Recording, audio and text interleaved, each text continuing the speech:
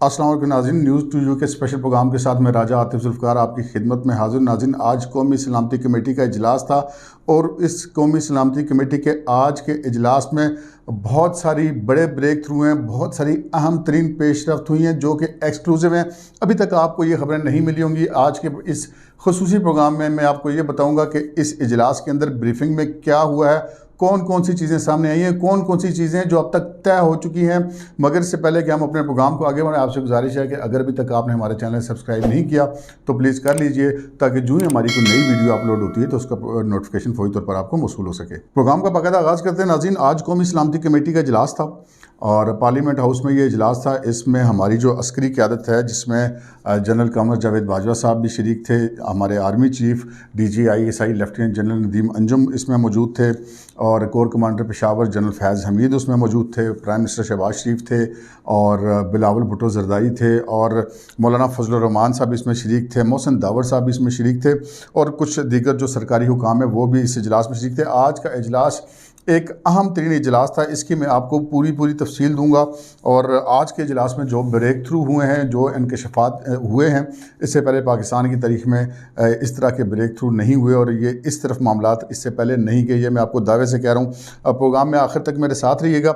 सबसे पहले हम ये बात करते हैं कि ये जो इजलास आज शुरू हुआ तो उसमें सबसे पहले जो एक ब्रीफिंग दी नक्शों की मदद से, चार्ट्स की मदद से, वो लेफ्टिनेंट जनरल फैज़ हमीद ने दी, जो कि कोर कमांडर पेशावर हैं। चूँकि कोर कमांडर पेशावर का एक ऐसा ओहदा होता है जो अफ़गानिस्तान से मुतल्लिक़ मामलात होते हैं उनमें उसके अंदर बहुत ज़्यादा दखील होता है। यही वजह है कि जब वो DGISI से उनका तबादला होना था, उनको कोर कमांडर पेशावर भी इसी वजह से लगाया गया था।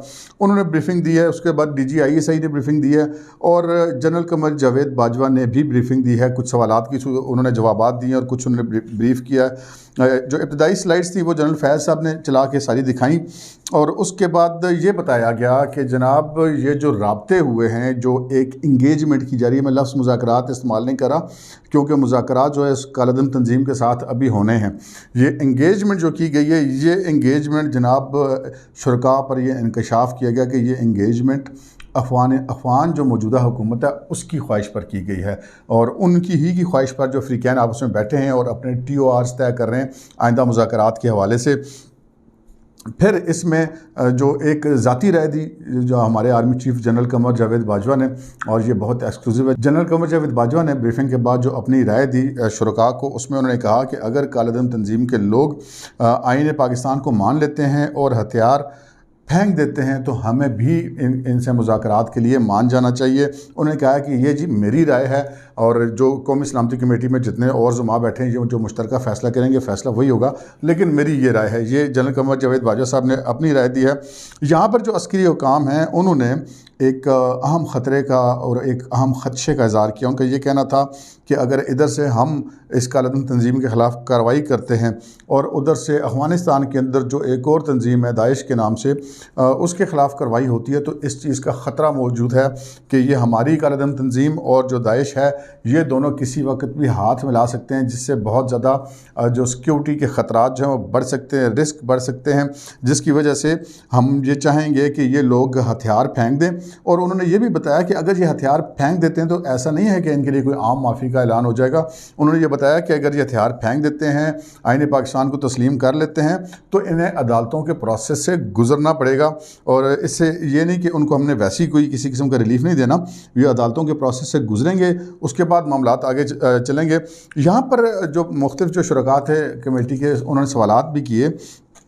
आज के इस इजलास के अंदर जो अहम तरीन बात थी वो ये कि सियासी क़यादत के मानने की बात है। आपको पता है शहबाज शरीफ साहब तो वैसे भी बड़े सेम पेज पे रहते हैं अमूमन इस्टेब्लिशमेंट के साथ, लेकिन इस सारे मामले में जो बहुत ज़्यादा अहम फैक्टर था वो पाकिस्तान पीपल्स पार्टी का फैक्टर था। और मेरे ज़राए का ये कहना है कि जनाब बिलावल भुट्टो जरदारी साहब जो हैं वो इस चीज़ पे आमादा हो गए हैं, और उन्होंने एक तजवीज़ अपनी ऐड भी की है, और वो तजवीज़ उन्होंने ये ऐड की है कि ये TORs तय हो जाते हैं, मुज़ाकरात शुरू हो जाते हैं, अगर ये सारी चीज़ें तय हो जाती हैं तो इसकी जो एक कमेटी बनाई जाए जो कि पार्लिमानी निगरानी की कमेटी हो, जिसके मेम्बरान में पार्लियामेंट भी शामिल हों, और ये तजवीज़ उन्होंने पेश की है। वहाँ पर जो है एक बहुत ही ज़्यादा अहम सवाल जो था वो मोहसिन दावर साहब ने किया। मोहसिन दावर साहब ने ये सवाल किया कि उनका जी इससे हमें क्या फ़ायदा होगा। और ये भी पता चला है कि 150 के करीब जो अफराद हैं वो जो है उनको रिहा किया गया है। और उनको क्यों रिहा किया गया, उसके अलावा उन्होंने 2 मखसूस अफराद के नाम भी लिए कि उन लोगों को भी रिहा किया गया। हमारे ज़राए का कहना है कि वो जो 2 मखसूस नाम हैं उनके हवाले से अस्करी काम ने बताया कि उनकी रिहाई की खबर गलत है। अलबत्ता जो बाकी कुछ लोग जो हैं वो रिहा हुए हैं सदारती माफ़ी के बाद। उनको यानी कि पाकिस्तान के आइन में और कानून में ये गुंजाइश मौजूद है कि सदर पाकिस्तान जो हैं वो किसी को भी कोई भी सज़ा माफ़ कर सकते हैं। तो ये सदारती माफ़ी के तहत कुछ 150 के करीब लोग उन्होंने हथियार डाले हैं। और उन्होंने कहा कि जी हमारी जो इंगेजमेंट है उसकी बुनियादी कुछ शराइत है। उन्होंने कहा कि जो कालेदम तंजीम है उसकी जो बहुत सारी जो शराइत है उनमें से एक शर्त ये है कि जो फाटा का मर्जर हुआ था पाकिस्तान के अंदर, उसको यानी कि उसका जो आज़ाद हैसियत थी वो ख़त्म कर दी गई थी। उन्होंने कहा जो कालेदम तंजीम के लोग हैं वो ये चाहते हैं कि वो मर्जर का जो इक़दाम है वो वापस किया जाए। लेकिन उन्होंने शुरका को बताया अस्करी हुकाम ने कि इस पर हम नहीं मानेंगे। और ये 2-3 चीज़ें हैं कि जी हमने फाटा मर्जर जो है वो कायम रहेगा, और दूसरा ये है कि वो आईन पाकिस्तान को तस्लीम करेंगे, और तीसरी बात है कि वह हथियार फेंकेंगे तो फिर हम मज़ीद उनके साथ इस चीज़ पे आगे चलेंगे। अच्छा, जब उस सलामती कमेटी के इजलास में मौजूद जो सियासी क़यादत थी और जो हमारी अस्करी क़यादत थी, ये एक सेम पेज पर आ गए, मुत्तफ़िक़ हो गए इस बात पे कि जी ठीक है इस मामले को हम आगे लेके चलते हैं। तमाम जो माइनस प्लस थे, जो ख़तरात थे, जो खदशात थे, जो जिस तरीके से सारा मामला किया जा रहा था, उसके बाद फिर जो है वो जनरल कमर जावेद बाजवा ने उसके हवाले से एक बात बताई। उनका कि ये जो कुल अफराद हैं जिनके बारे में ये हमारा ख्याल है कि ये जो पाकिस्तान के अंदर सारा कुछ कर रहे हैं, इनकी जो कुल तादाद है ये 5 से 30 हज़ार के दरमियान है।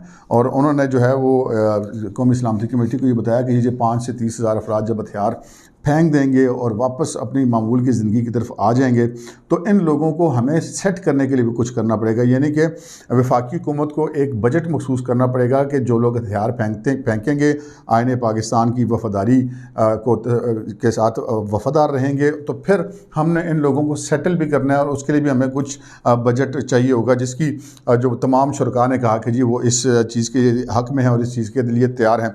तो ये सूरत हाल है जी। इसमें जो बहुत अहम चीज़ है वो ये है कि जो सियासी क़यादत है वो उस कालेदम तंजीम के साथ जो मुज़ाकरात के हवाले से देखा जाए तो ओवरऑल इन्होंने आमादगी ज़ाहिर कर दी है।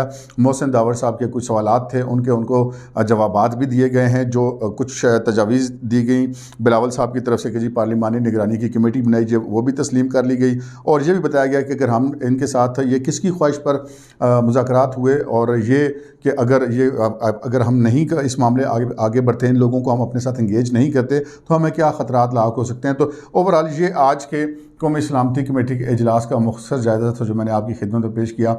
अगर आप चाहते हैं कि हम आपको ऐसी ही एक्सक्लूसिव खबरें देते रहें तो प्लीज़ एक दफ़ा फिर रिक्वेस्ट करूँगा कि हमारे चैनल को ज़रूर सब्सक्राइब कीजिएगा। अब तक के लिए इतना ही, इजाज़त दीजिए। अल्लाह हाफ़िज़।